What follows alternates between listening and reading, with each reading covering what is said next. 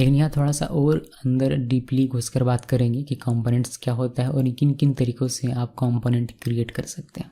Components are the building blocks of any React app, यानी कि react app बना रहे हैं इसका मतलब आप कंपोनेंट बनाने वाले हैं बहुत सारे। Component lets you split the UI into independent reusable pieces and think about each piece in isolation.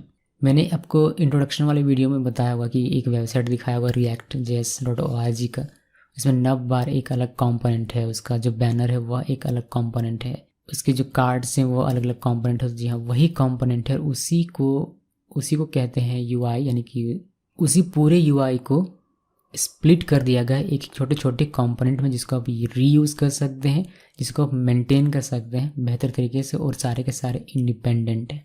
तो यहाँ मैं आपको वो वेबसाइट दिखा नहीं रहा हूँ, और मैं ये समझता हूँ कि आपने वो वीडियो ज़रूर से देखा होगा। Components are like JavaScript functions. Components are like JavaScript functions. They accept arbitrary inputs called props and returns React element describing what should appear on the screen. अभी तक जब हम लोग कंपोनेंट बनाते थे, हम लोग सिंपली कंपोनेंट बनाते थे, हम लोगों ने प्रॉप्स की कहीं जिक्र नहीं की थी। लेकिन जब आप कंपोनेंट बनाते हैं तो वहाँ प्रॉप्स आता है। प्रॉप्स क्या होता है ये हम लोग डिटेल में बात करेंगे, लेकिन फिलहाल जान लीजिए कि वहाँ एक प्रॉप्स है। प्रॉप्स मीन्स प्रॉपर्टीज़, वहाँ कुछ प्रॉपर्टीज़ आती हैं जिनका आप यूज़ कर सकते हैं। और कंपोनेंट क्या होता है, सिंपली जावास्क्रिप्ट फंक्शन होता है। आप देखते हैं उसको क्लास कीवर्ड यूज़ करके बनाते हैं, बट वो एक्चुअली में है फंक्शन ही, ऑब्जेक्ट ही। जावास्क्रिप्ट में सब कुछ क्या है, ऑब्जेक्ट है, तो फंक्शन भी एक ऑब्जेक्ट है, क्लास जो बना रहे हैं वो भी एक ऑब्जेक्ट है। जो एलिमेंट हम लोग बनाते हैं कंपोनेंट में वो क्या डिस्क्राइब करता है, वो डिस्क्राइब करता है कि किस तरीके से वो स्क्रीन पर दिखेगा। मान लीजिए कि एक H1 ही बनाया, तो उसको हम लोगों ने H1 ही क्यों बनाया, बिकॉज मुझे एक H1 चाहिए, मुझे एक हेडिंग चाहिए, मैं जानता हूँ कि वह एक हेडिंग की तरह स्क्रीन में दिखना चाहिए। Always start component names with the capital letter. जब भी आप कंपोनेंट बनाते हैं तो ध्यान रखें कि उसका नाम कैपिटल लेटर के साथ में लिखें। क्यों? Because React treats components starting with lower case letter as DOM tag। अगर आप लोअर केस में बनाते हैं तो वह DOM tag माना जाएगा। For example div represents an HTML div tag but app represents a component requires app to be in scope। So app चूँकि कैपिटल में ए है इसलिए ये एक React कंपोनेंट है, React ऐप एलिमेंट भी इसको आप कह सकते हैं। सो ध्यान रखना है कि आपको कंपोनेंट का नाम का फर्स्ट लेटर कैपिटल में लिखना है हमेशा। ये तो कंपोनेंट की बातें हो गई कि कंपोनेंट क्या होता है, कंपोनेंट में क्या क्या रूल है, फर्स्ट लेटर कैपिटल में लिखना है, कंपोनेंट क्या होता है, क्या इसमें आता है, ये सारी चीज़ें। कंपोनेंट आप दो तरीके से बना सकते हैं इन React। पहला जो तरीका है वह है फंक्शन कंपोनेंट्स या फिर फंक्शनल कंपोनेंट्स, दोनों में से कुछ भी आप कह सकते हैं। It is a JavaScript function which accepts a single props object argument with data and returns a React element। Function components कुछ नहीं, एक जावास्क्रिप्ट फंक्शन है जो कि एक सिंगल प्रॉप ऑब्जेक्ट आर्ग्यूमेंट के तौर पर लेता है विथ डेटा, और ये रिटर्न करता है, ये जो फंक्शन है ये रिटर्न करता है एक React एलिमेंट।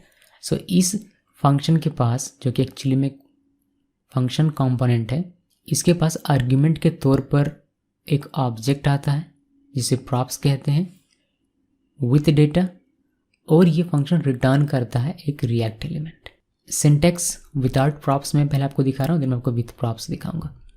सो इसमें प्रॉप्स आ रहा है बट मैंने इसका यूज़ नहीं किया, तो मैंने लिखा फंक्शन। फंक्शन का मेरा कोई भी नाम हो सकता है, पहला लेटर अगर आप कैपिटल देंगे तो बेहतर है। हालांकि फंक्शन में के साथ हम लोग ऐसा करते नहीं है, बट यहाँ ये फंक्शन हमारा एक कंपोनेंट का काम करेगा। देन ये रिटर्न करेगा एक React एलिमेंट। एग्जांपल के तौर पर मैंने लिखा फंक्शन स्टूडेंट, स्टूडेंट का S मैंने कैपिटल लिखा हुआ है। देन ये रिटर्न कर रहा है एक एलिमेंट जो कि है H1 हेलो राहुल।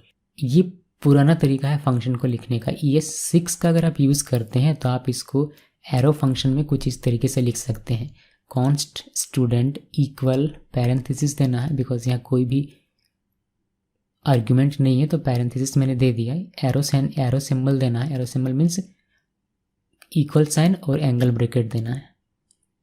देन आप लिखेंगे रिटर्न H1 हेलो राहुल, और इस तरीके से ये बंद। तो आप इस तरीके से लिखें जो कि पुराना है, या फिर ऐसा आप लिखें जो कि ES6 का कॉन्सेप्ट है, तो हम लोग इसका यूज़ करेंगे। इससे हमें थोड़ी सी एडवांटेज मिलती है, क्या ये आपको बाद में पता चलेगी। विथ प्रॉप्स की बात करें फंक्शनल कंपोनेंट्स की, इसका सिंटेक्स कुछ इस तरीके से है। फंक्शन लिखते हैं, फंक्शन का नाम लिखते हैं, देन बिटवीन पैरेंथेसिस यहाँ आपको प्रॉप्स लिखना है। यहाँ आप कुछ भी लिख सकते हैं बिकॉज ये आर्ग्यूमेंट ले रहा है, आ रहा है, तो यहाँ आप कुछ भी लिख सकते हैं, बट ये रिकमेंडेड है कि आप यहाँ प्रॉप्स ही लिखें बिकॉज ये प्रॉपर्टीज़ को मतलब डिफाइन करता है। प्रॉप्स मतलब प्रॉपर्टीज़, और यहाँ आता क्या, ऑब्जेक्ट, जिसमें डेटा रहता है बहुत सारा। प्रॉप्स इसीलिए लिखने को कहा गया है बिकॉज सब जितने भी डेवलपर हैं, प्रोग्रामर्स है, सब लोग प्रॉप्स लिखते हैं और आप वही नाम यूज़ करेंगे। तो अगर आपका कोड कोई और पढ़ रहा है तो उसको सहूलियत होगी समझने में कि क्या ये है। सो प्रॉप्स लिखना है यहाँ स्मॉल लेटर में। फिर ये क्या करता है, वही एक रिएक्ट एलिमेंट रिटर्न करेगा। एग्जाम्पल के तौर पर मैंने लिखा फंक्शन स्टूडेंट प्रॉप्स, रिटर्न ले लिया मैंने एक H1, लेकिन हम लोगों ने यहाँ प्रॉप्स का कहीं यूज़ नहीं किया। अगर प्रॉप्स का आप यूज़ करते हैं, मान लीजिए कि प्रॉप्स यानी कि एक ऑब्जेक्ट आ रहा है, उस ऑब्जेक्ट में प्रॉपर्टी और वैल्यू है। प्रॉपर्टी है मान लीजिए कि नेम यानी कि की है नेम, और उसका वैल्यू होगा मान लीजिए राहुल, ठीक है। उसका हम लोग यूज़ करते हैं, तो इस तरीके से आप यूज़ कर सकते हैं फंक्शन स्टूडेंट प्रॉप्स और हेलो, कर्ली ब्रैकेट के अंदर JSX में आप लिख रहे हैं, कर्ली ब्रैकेट के अंदर में प्रॉप्स जो कि ऑब्जेक्ट है, डॉट देकर उस की को यानी कि प्रॉपर्टी को नेम, तो ये अल्टीमेटली बन जाएगा इसमें क्या वैल्यू, राहुल, तो ये हेलो राहुल बन जाएगा। ये डायनेमिकली आप कंटेंट इसमें डाल रहे हैं, तो इस तरीके से भी आप यूज़ कर सकते हैं फंक्शनल कंपोनेंट का। इसी चीज़ को आप ES6 में इस तरीके से एरो फंक्शन के तौर पर लिख सकते हैं। कॉन्स्ट लिखना है keyword student equal props arrow return H1 hello props dot name. अब यहाँ मैं ये डिस्कस नहीं कर रहा हूँ कि यहाँ कॉन्स्ट कीवर्ड क्यों है, ये एरो क्या कर रहा है, यहाँ पर प्रॉप क्यों लिखा हुआ है, सॉरी ये पैरेंथेसिस क्यों दिया हुआ है, ये सारी चीज़ें मैं नहीं कर रहा हूँ डिस्कस बिकॉज मुझे उम्मीद है कि आपको ये सारी चीज़ें आती होंगी। इसको आप और छोटा कर सकते हैं बिकॉज हम लोग जानते हैं कि एरो फंक्शन में अगर आप सिर्फ एक एलिमेंट रिटर्न लेते हैं तो आप इस कर्ली को, इस कर्ली को और इस रिटर्न कीवर्ड को सबको हटा सकते हैं, बट रहने देते हैं ये हमें बिकॉज हमें हमेशा मल्टीपल एलिमेंट्स को रेंडर करने की आवश्यकता पड़ेगी। सो ये एक तरीका है कंपोनेंट को बनाने का जो कि है फंक्शन कंपोनेंट्स या फिर फंक्शनल कंपोनेंट्स। सिमिलरली हम लोगों ने जो बहुत बार देखा है वो देखा है क्लास कंपोनेंट, यानी कि क्लास कंपोनेंट से भी आप कंपोनेंट बना सकते हैं।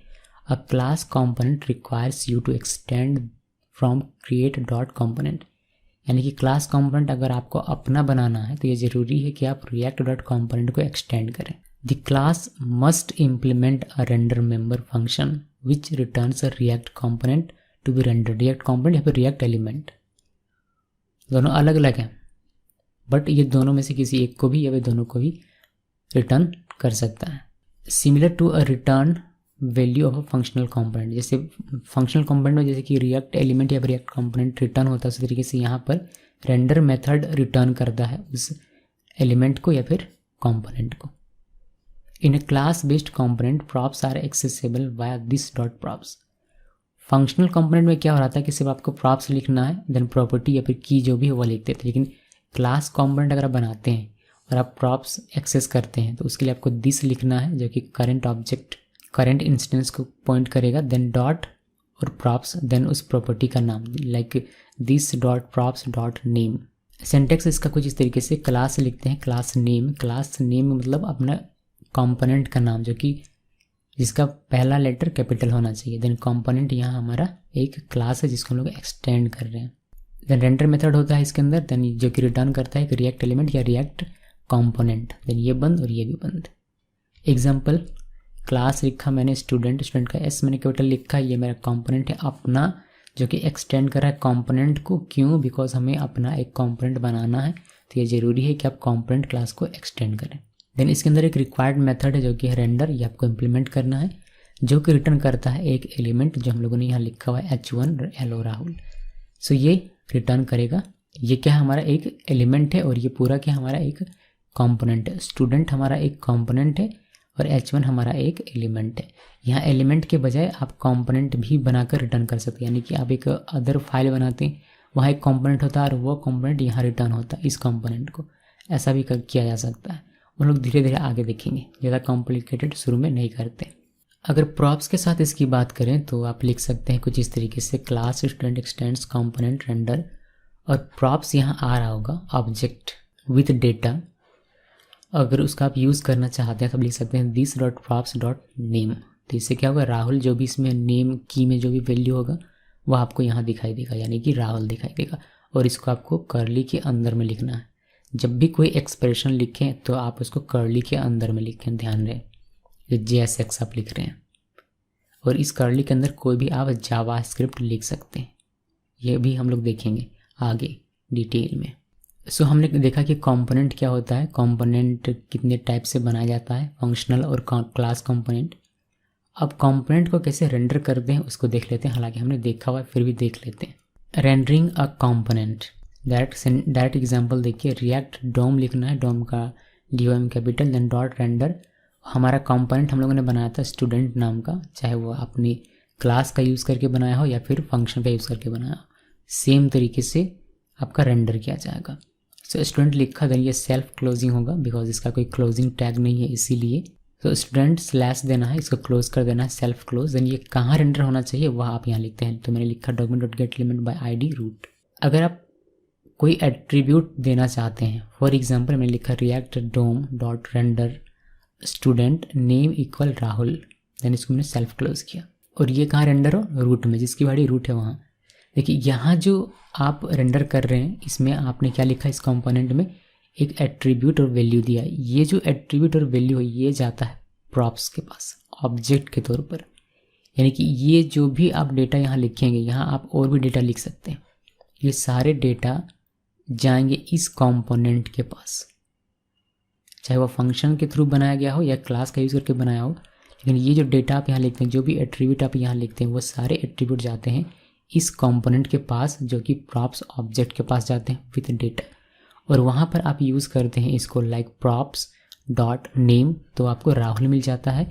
या फिर क्लास के अंदर आप यूज़ करते हैं this dot props dot name, तो वहाँ भी आपको राहुल मिल जाता है। फॉर एग्जाम्पल मैंने क्लास का यहाँ एग्जाम्पल, मैंने यहाँ फंक्शन का यहाँ एग्जाम्पल दिखाया, आप सिंपली इसी को एज्यूम कर सकते हैं क्लास के लिए भी। जैसे function student props return H1 hello props dot name, और इसको रेंडर करते वक्त हम लोगों ने यहाँ लिख दिया है नेम इक्वल राहुल। तो जब ये रेंडर होगा, ये जो हमारा एलिमेंट है ये जब रेंडर होगा, ये जो कंपोनेंट है जब ये रेंडर होगा, तो ये जो नाम है जो कि एट्रीब्यूट और वैल्यू है, ये अल्टीमेटली ऑब्जेक्ट के तौर पर जाता है इस प्रॉप्स के पास। और इस प्रॉप्स जो कि एक ऑब्जेक्ट है, ये अपने की के साथ यानी कि प्रॉपर्टी नेम के साथ एक्सेस होता है ये वाला वैल्यू राहुल। सबको दिखाई देगा हेलो, ये पूरा रिप्लेस हो जाएगा राहुल से।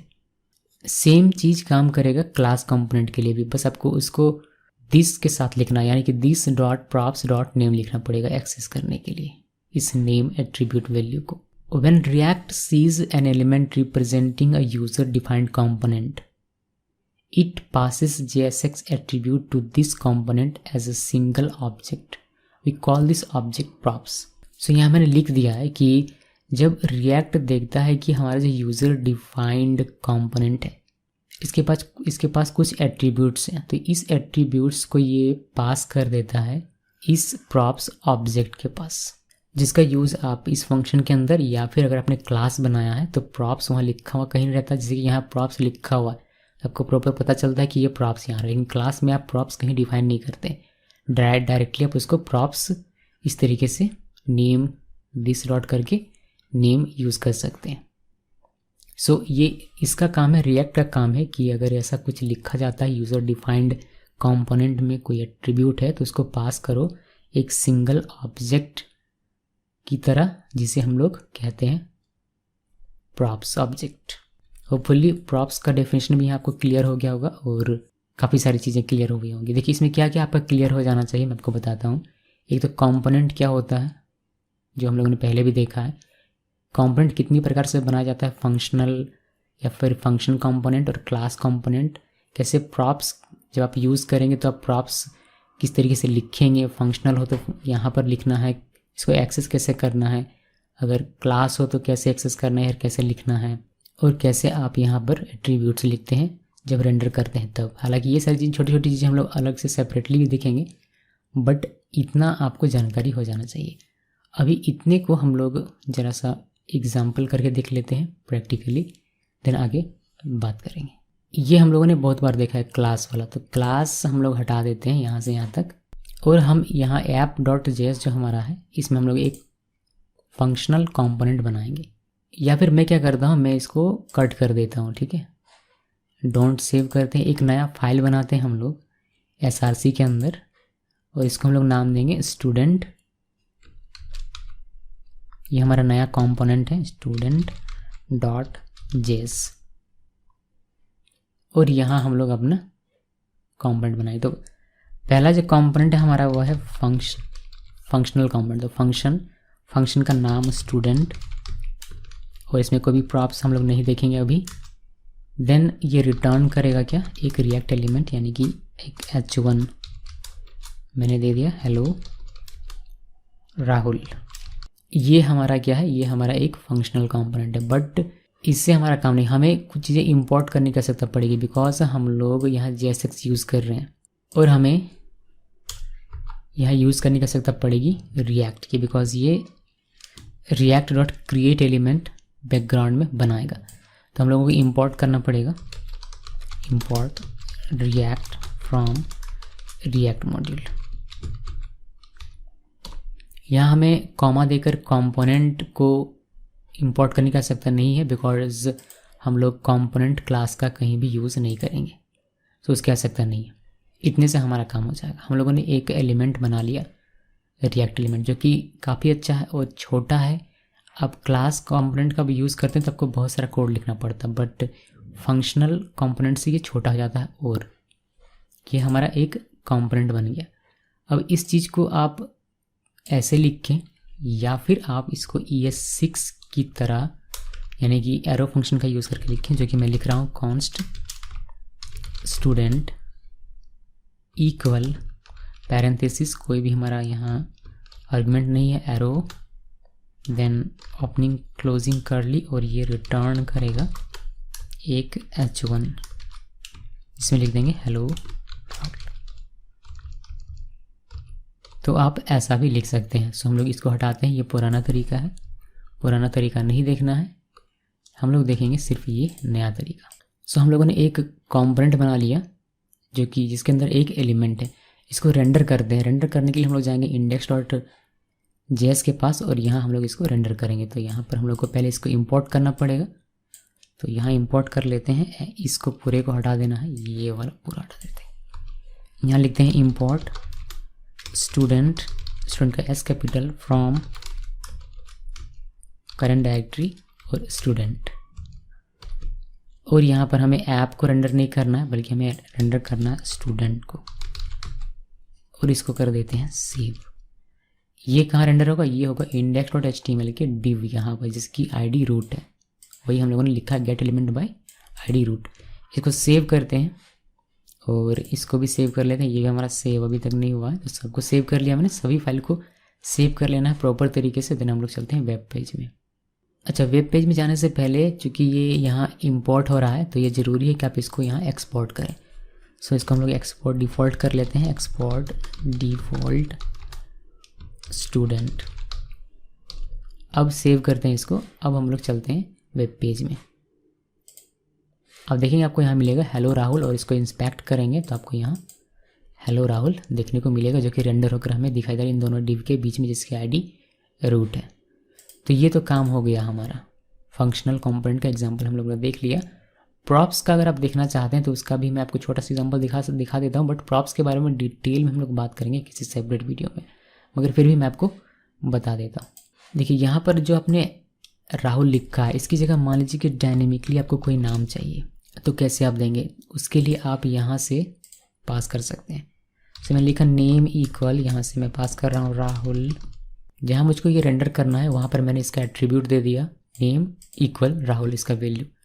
अब ये प्रॉप्स ऑब्जेक्ट में आएगा, और प्रॉप्स ऑब्जेक्ट का हम लोग यहाँ यूज़ करेंगे प्रॉप्स डॉट नेम। इसको सेव करें, और इसको भी सेव करें, बिकॉज इसको भी आपने चेंज किया है। यह ध्यान रखिएगा कि सारे फाइल्स बेहतर तरीके से सेव हो, इससे पहले कि आप वेब ब्राउज़र में जाकर अपना दिमाग खर्च करें।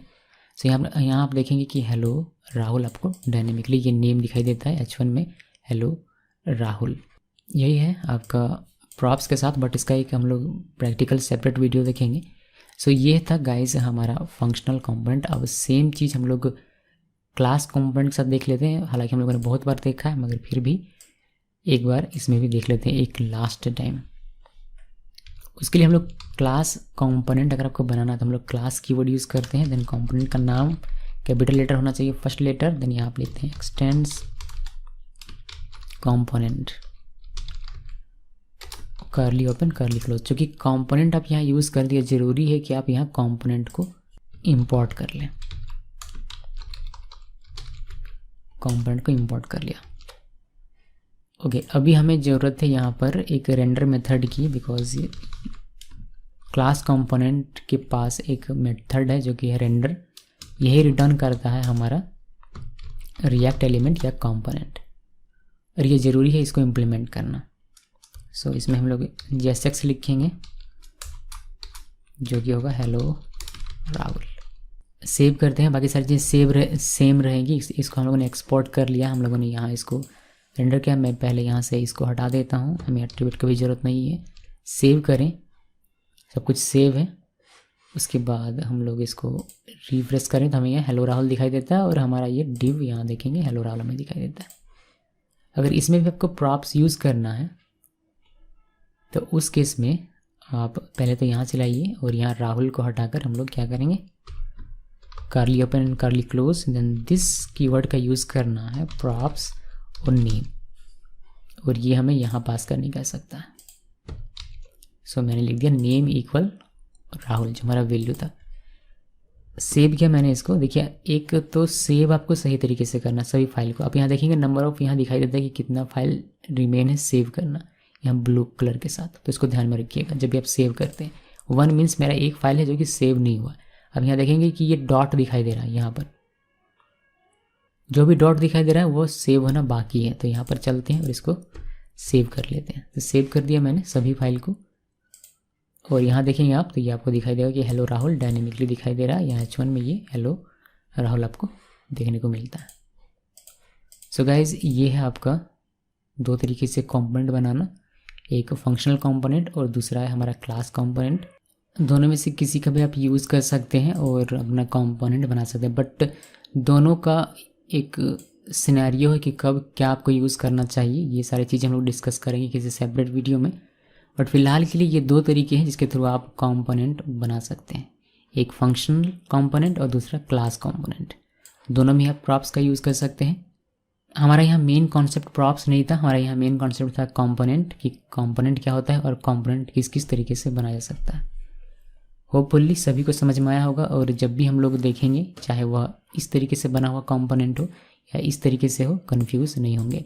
मैं बहुत ही धीरे धीरे कॉन्सेप्ट्स को लेकर आगे बढ़ रहा हूँ और डिटेल में चीज़ें रिपीट हो रही हैं, मुझे पता है, लेकिन रिएक्ट थोड़ा सा डिफ़िकल्ट है लगता है सभी को शुरू में। इसीलिए मैंने सोचा कि इसको धीरे धीरे थोड़ा सा रिपीट होगा चलेगा, लेकिन एक एक वर्ड क्लियर होना चाहिए, तभी है सीखने में इसका मज़ा। अदरवाइज़ समझ में नहीं आएगा तो फिर कोई फ़ायदा नहीं होगा इसका। तो उम्मीद करता हूँ कि आपको ठीक तरीके से समझ में आया होगा। इस वीडियो को देखने के लिए धन्यवाद।